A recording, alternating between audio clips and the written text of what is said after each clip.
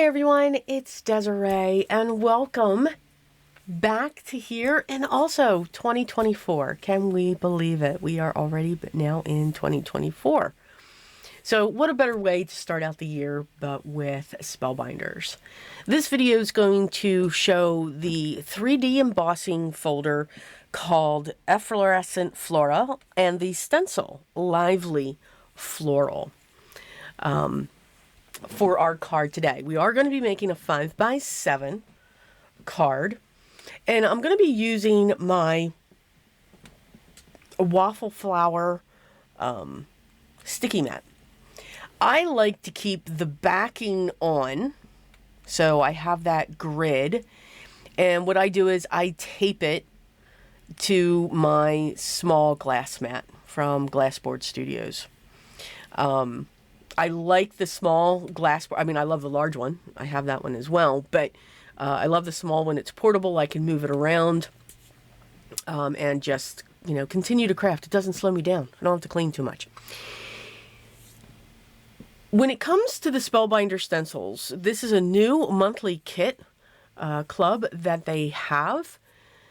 This one's going to be a floral image. There are 5 stencils to this set. And it layers up the flower and then also the leaves that are going around it. Each stencil has a register in each corner, a little tiny corner mark, and that is the size of a standard A2 panel, so 4 1/4 by 5 1/2. And that's what I have this piece of cardstock cut to, the 4 1/4 by 5 1/2. So I also like the fact that I can take that and put that down onto my sticky mat. And then I know that if I don't get this first stencil in there perfectly, then the others will line up as well. To get different variations, yes, if you have different shades of ink, you can certainly use them to get your difference in colors. But let's say you only have a pink and you only have a peach. You can use those 2 colors on this and then just be heavier with your ink application towards the center of the flower. Even though it's one shade, it doesn't mean that it's going to completely fade out and balance and even itself out. It will keep the darker center of the flower of the ink. The edges will just fade out into each other and you won't have that harsh line. For the third stencil here, you have these lines that are going across the petals, and you can use one of your other colors that you just used. So if you use the pink and the peach, you could choose the peach, and you're just going to go in with a heavier hand. So don't think you have to have every single color of ink that's out there. You can get different levels of gradient of each of your inks that you already have. It's like a 1st generation stamp, a 2nd generation stamping, or the 3rd. If we ink up a stamp and we keep stamping without re-inking it, you're going to get the different values of color.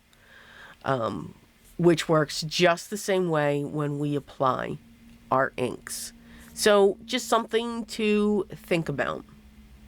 Here I'm just continuing with the stencil on the leaves, making sure that I'm adding a little more color towards the base of those leaves, just to give it some shading when it comes to this image. But I don't want this image to be too dark.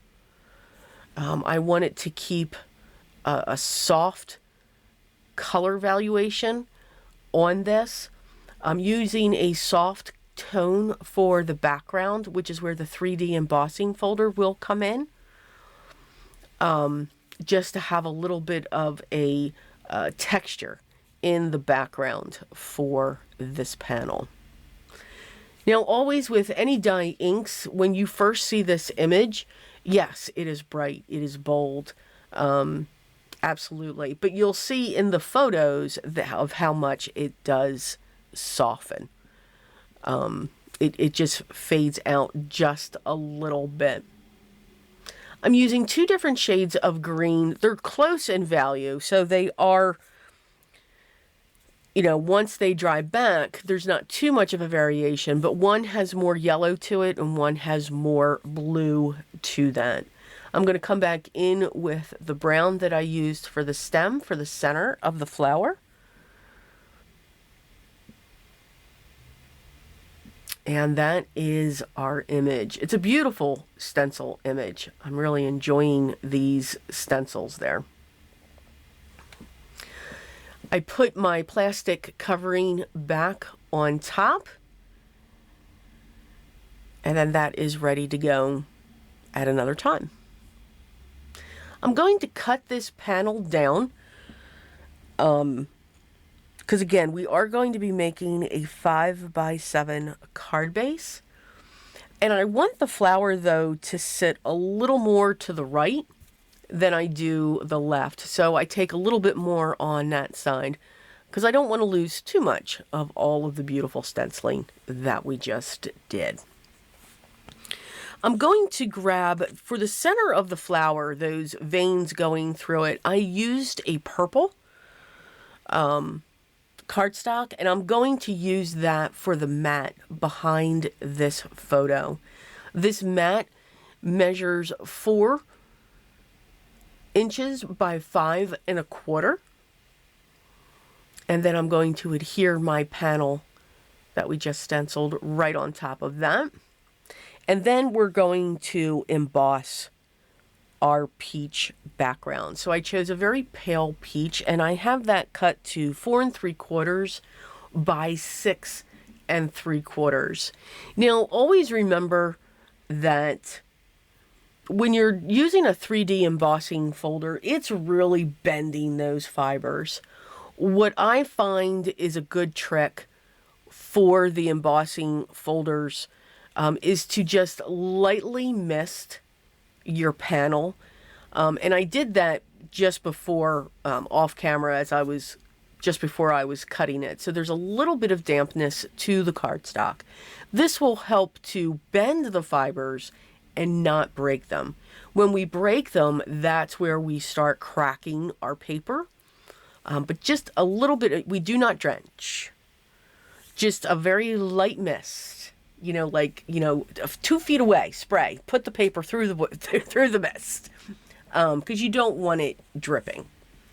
And then that's the beautiful embossed image that we have. So we just have this little bit of texture in the background, which just adds a little bit more to the card.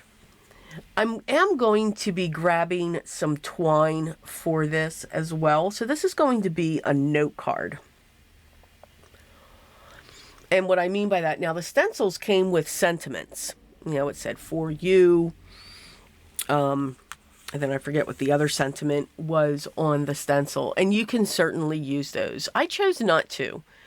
I chose just to let the image shine through. Because again, we do a lot of work on the front of our pieces of art. Why cover it up with a sentiment? I'm just saying, you don't always have to do that. Now, you can certainly stamp it on the inside of your card. You could even put it to the back of your card. Why not? But to just have, the card front stand on its own, that is perfectly fine. That just makes it a note card. So this is a card that's perfect just to send to somebody to say, hey, thinking about you. Just wanting to say hello, how's things going, and all that fun stuff. Because snail mail needs to continue to live on. Absolutely. I'm going to place that down onto the panel, and then I'm going to adhere this down onto our 5x7 card base. And by using the liquid adhesive with all of that texture, you're going to have a good contact between the two panels. The last thing I'm going to do is create a bow, and I'm going to put it right where that twine is crossing on the front of our card. And we'll just set the loops up to the size that we want, and then we will trim the tails.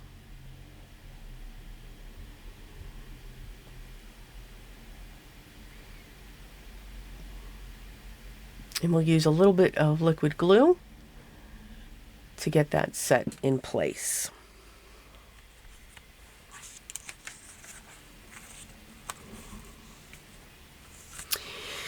And that is our card for today, our project. I hope you enjoyed it. Again, if you're interested in any of the clubs that Spellbinders has, they have so many, and they've done so many changes. So I'll have the links down below to them, to all the clubs, to the Stencil, the 3D embossing folder. And remember, they also have bundles that give you an even greater value than purchasing these items by themselves. So as always, I hope you enjoyed today's project. The links will be down below, along with links to their shop and also the gallery, so that you can be inspired by so many others. There are some beautiful pieces of art out there. If you have any questions, please make sure you leave those down below, and I'll get back to you as soon as I can. Make sure you hit that subscribe button, hit that thumbs up, and make sure you ring the bell so that you know when the next video is live. I hope your 2024 year has started out wonderfully. Mine has started out peacefully, which is great. But I hope that continues with everyone, and I hope you all continue to enjoy the process. Have fun creating your art, and know that it is art. But most of all, remember, always be creative in everything that you do, and I will talk to you in the next one. Till then.